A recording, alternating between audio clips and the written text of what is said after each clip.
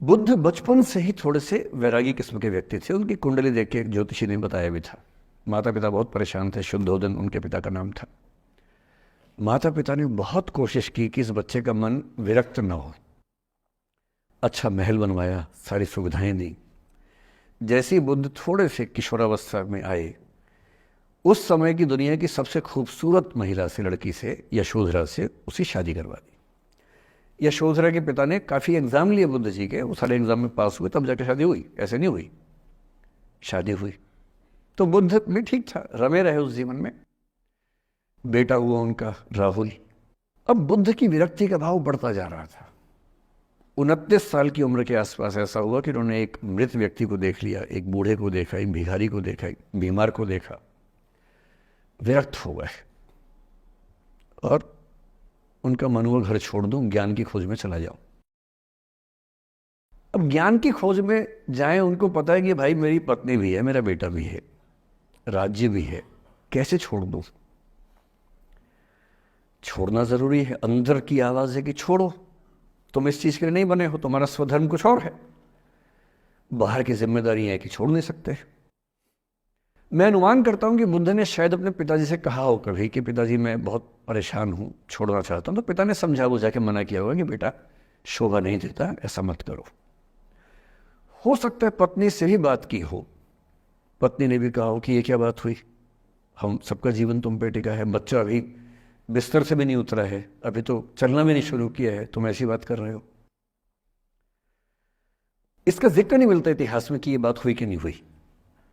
और एक दिन बुद्ध ने तय किया और वो आधी रात को पत्नी और बेटे को सोता हुआ छोड़ के चले गए।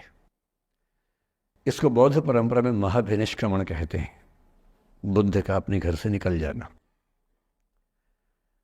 अब बुद्ध चले गए, लेकिन मैत्री शरणगुप्त यशोधरा के पर्सपेक्टिव से बुद्ध को देख रहे हैं। यशोधरा बहुत परेशान है, भाई पति चला गया है, बच्चे का पिता चला गया, मजाक छोड़ना है। राजा परेशान है कि उनका उत्तराधिकारी चला गया है।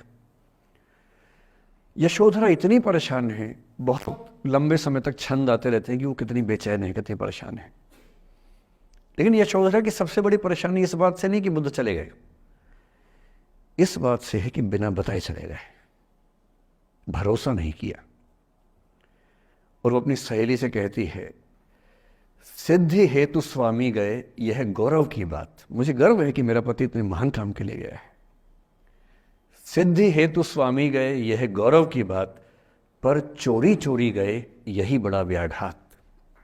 सखी सखी वो मुझसे कहकर जाते, कह तो क्या वो मुझको अपनी पथ बाधा ही पाते, क्या मैं रास्ता रोकती उनका? उसके मन में ये मलाल है कि बिना बताए चले गए। वो इस भाव को लेट गो नहीं कर पा रही है, परेशान है। फिर बुद्ध को ज्ञान मिला 6 साल की तपस्या के बाद, बोधगया में बोधि वृक्ष के नीचे ज्ञान मिला। बात फैल गई। जो 5 शिष्य बुद्ध को छोड़ के भाग गए थे उनके बुरे वक्त में, उन्हीं 5 को बुद्ध ने सबसे पहले ज्ञान दिया सारनाथ में, जिसको धर्मचक्र प्रवर्तन कहते हैं। बुद्ध की ख्याति बढ़ने लगी। शुद्धोदन ने बुद्ध के पास, अपने बेटे के पास कई लोगों को भेजा ये कहने के लिए कि भाई यहां भी तो आओ, हमसे भी तो मिलो। बुद्ध का ऐसा प्रताप था कि जो उनके पास जाता वो बुद्धम शरणम गच्छामि हो जाता, वापस ही नहीं आता। तो फिर शुद्धोदन ने बुद्ध के बचपन के एक दोस्त को ये कह के भेजा, भैया मैं जानता हूं तुम वापस नहीं आओगे, पर प्रभावित होने से पहले बोल देना कि पापा याद कर रहे थे। तो वो गया, उससे वायदा निभाया, हो तो गया, बुद्ध के संग में दीक्षित हो गया, पर वायदा निभा दिया। तो बुद्ध ने कहा जरूर जाऊंगा, पिताजी की आज्ञा है तो जाऊंगा ही जाऊंगा। बुद्ध पहुंचे अपने कपिल वस्तु, जो अपना इलाका था, वहां पहुंचे। पूरे कपिल वस्तु में, नेपाल सिद्धार्थ नगर से नेपाल जाएंगे तो नेपाल बॉर्डर पे ही कपिल वस्तु है। मैं देखने गया था वो जगह जहां बुद्ध पैदा हुए थे, बड़ा सुंदर स्थान है, आप भी जाकर देखें कभी। तो बुद्ध पहुंचे रात को, एक धर्मशाला में रुके। अब वहां हल्ला मच गया कि राजा का बेटा धर्मशाला में।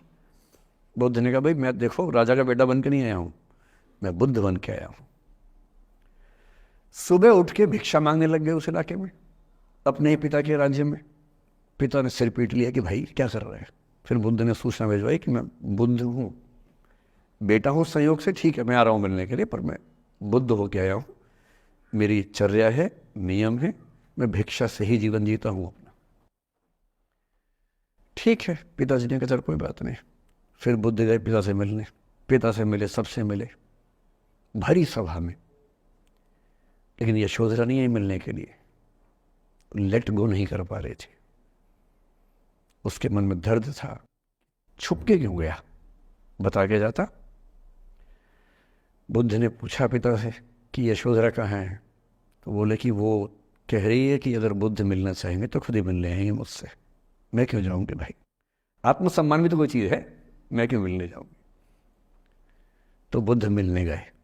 सोचिए कमरे में यशोधरा बैठी है, राहुल साथ में। अब राहुल थोड़ा सा बड़ा हो गया है, 6-7 साल का है। बुद्ध गए हैं। अब आपके मन में आ रहा है कि बुद्ध वहाँ जाके बोलेंगे सॉरी मैंने गलत किया, I hurt you, I really feel sorry. बुद्ध है वो बुद्ध, वहाँ जाके क्या बोल रहे पता है, भिक्षाम देहि, भिक्षा दो। और यशोधरा कितनी महान महिला रही होगी, उसने अपने बेटे का हाथ बाप के हाथ में दे दिया। लेट गो का इससे महान उदाहरण दुनिया के इतिहास में नहीं है कि चलो आखिर तुमने आके झुक के कुछ मांगा तो सही। उसकी जितनी ईगो थी, अहंकार था, सब विगलित हो गया। और जो औरत परेशान थी कि मुझसे बिना बताए गया, उसने अपने बेटे को दे दिया कि इसको लेके जाओ, क्योंकि मैं जानती हूँ कि तुम महान काम कर रहे हो, और तुम महान काम कर रहे हो तो मैं क्यों बीच में आऊंगी भाई। मेरा पति महान काम कर रहा है तो मुझे खुशी होनी चाहिए, और तुम्हारी उस खुशी में मैं क्यों पीछे हटूं। बस मुझे भरोसे में लेके जाते तो और खुश होती।